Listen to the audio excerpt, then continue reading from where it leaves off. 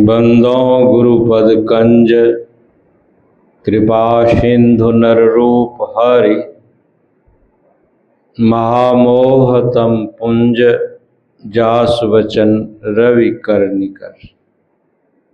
धन्य धन्य सद्गुरु सुखद महिमा कही न जाय, जो कछु कहो तुम्हारी कृपा मोते कछु न बसाय। परम आदरणीय साधु समाज, साधक गण, सत्संग प्रेमी सदात्माओं तथा माताओं, भक्तिमती बहनों, यह संत मत का सत्संग है। संत मत के सत्संग में सार है जो ईश्वर परमात्मा, जो जीव का अभिन्न अंश है, जिसको मानस में ईश्वर अंश, जीव अविनाशी, चेतन, अमल, सहज सुख राशि है। लेकिन वह जो ईश्वर है, परमात्मा है, अभी सुन रहे थे, संत मत का जो लक्ष्य है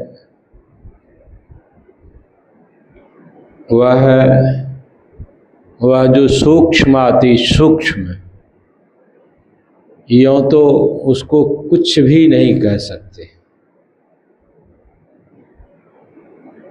क्योंकि वह जो ईश्वर है कहने का विषय है ही नहीं। फिर भी समझाने के लिए सुनाया जाता है, समझाया जाता है,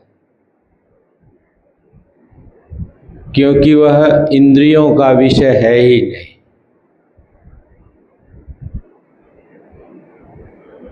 कहीं पर उपनिषद में आया है ईश्वर चलता भी है और ईश्वर नहीं भी चलता है। अब भी इसको कैसे समझिएगा? ईश्वर चलता भी है और नहीं भी चलता है। बहुत सारी बातें हैं, लेकिन संत मत में आप सत्संग योग परमाराध्य सद्गुरु महर्षि में ही परमहंस जी महाराज ने जो चयन किया है,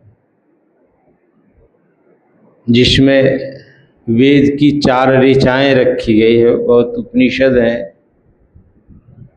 गीता है, रामायण है, बहुत सारे सत्संग योग में गुरु महाराज ने बहुत सारे संतों की वाणियों को दे रखा है। तो यही है कि लक्ष्य हम लोगों का, यानी भक्तों का, साधकों का लक्ष्य है ईश्वर। आप लोग सुनते चले आ रहे हैं, फिर भी सुनाया जाता है, दोहराया जाता है, इसलिए कि किस समय किस क्षण सुनकर मन में पाने की उत्कंठा हो जाती है। जब आप रजोगुनी तमोगुनी वृत्ति में रहेंगे तो आपको कितना भी सुनाया जाएगा, समझाया जाएगा, पल्ले नहीं पड़ेगा। जब आपकी वृत्ति शतोगुनी में है तब आपको समझ में आएगा। प्रायः अभी आप लोग सतोगुणी वृत्ति में यहाँ पर विराजमान है, रखना भी चाहिए।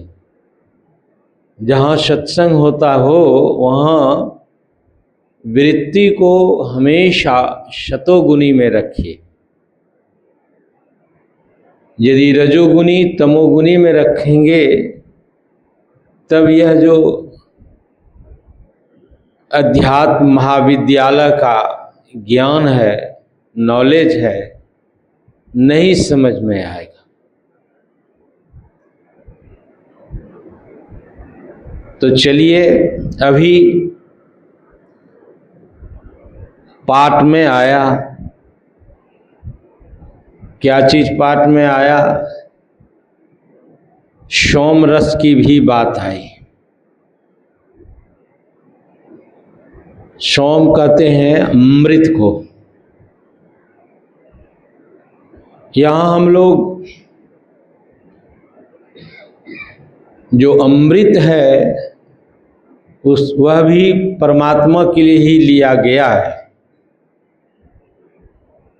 जिसको हमारे परमाराध्य सद्गुरुदेव जी महाराज ने कहा कि सुख मन के झीना नाल से अमृत की धारा बह रही, मीन सूरत धार धर भाठा से सिरा चली रही। अब कहिए कि गुरुदेव की जो वाणी है, हम लोग सुखमना जानते हैं, जिसको तीसरा नेत्र भी कहते हैं, दशम द्वार कहते हैं।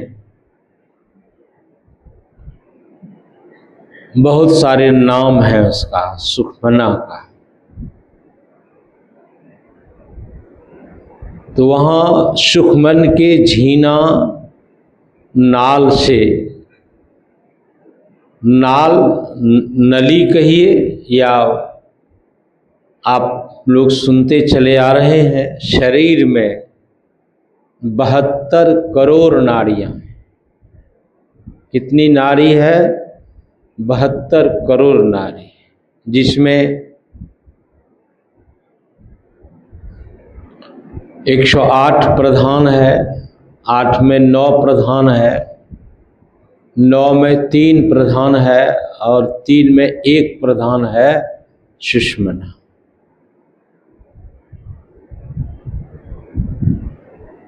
तो यह सुषुम्ना का उन्मेष हो, सुषुम्ना का ज्ञान हो, सुषुम्ना में हम बैठ सकें, सुषुम्ना में हम स्थिर हो सकें, इसी के लिए ध्यानाभ्यास।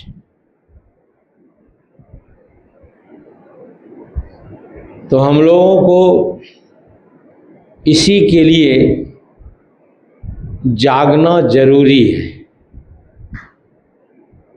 अभी जागने की भी बात आई। उत्तिष्ठत जाग्रत प्राप्य वाराणि बोधत क्षुरस्य धारा निस्तान दुरत्य दुर्गपथस्थ कव्यो वदन्ति। अरे अविद्याग्रस्त लोगों, उठो, अज्ञान निद्रा से जागो। अभी हम लोग अज्ञान निद्रा में सोए हुए हैं।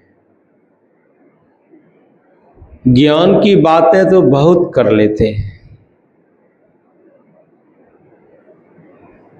ज्ञान की बातें बहुत कर लेते हैं, लेकिन जाग कहाँ पाते हैं।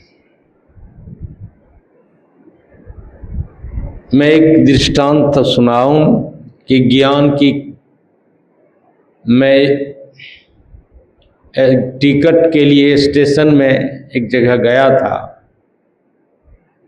वह सुल्तानगंज स्टेशन है, टिकट के लिए मैं गया था।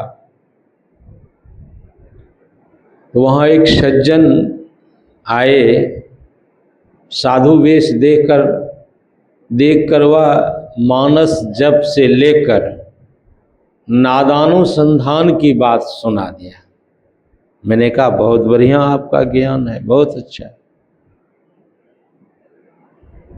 तो हमको कहा कि महाराज आप टिकट ले रहे हैं, आप तो आपको टिकट नहीं लेना चाहिए। मैंने कहा कि आप तो अभी बहुत सारी बातें करी और यही तो आप फेल हो रहे हैं। सरकार कि कितना खर्च होता है, व्यय होता है, और हम मुफ्त में जावें आवे, ये तो कर्ज हो जाएगा ना। और यूं ही नियम भी है कि सरकार को सहयोग करना चाहिए, तभी तो सरकार हम लोगों की सुविधा दे सकेंगे। तब तक गाड़ी आ गई तो वो सिगरेट निकाल कर पीने लग गया। कल मैंने कहा मूर्ख, सब लोग हैं, कहा मूर्ख, मानस जब से नादानुसंधान की बात आपने सुना दिया, सिगरेट पी रहे हो, ज्ञान की अवहेलना कर रहे हो। सब लोगों के बीच में इतना मैं बिगड़ा। बोले बाबा ये तो मैं सुनी सुनाई बात कर दिया, के लिए गलत बात मत करा करो।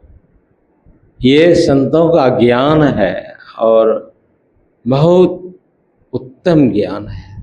तो कहने का आशय है कि समय अभाव में अभी हम लोग सोए हुए हैं, जागना है, और जब जागेंगे तभी वह सोम रस प्राप्त होगा, अमृत मिलेगा। यहाँ हम लोग अमृत के लिए आए हैं और अभी जो महापुरुषों का ज्ञान सुन रहे हैं, यह एक प्रकार का अमृत है।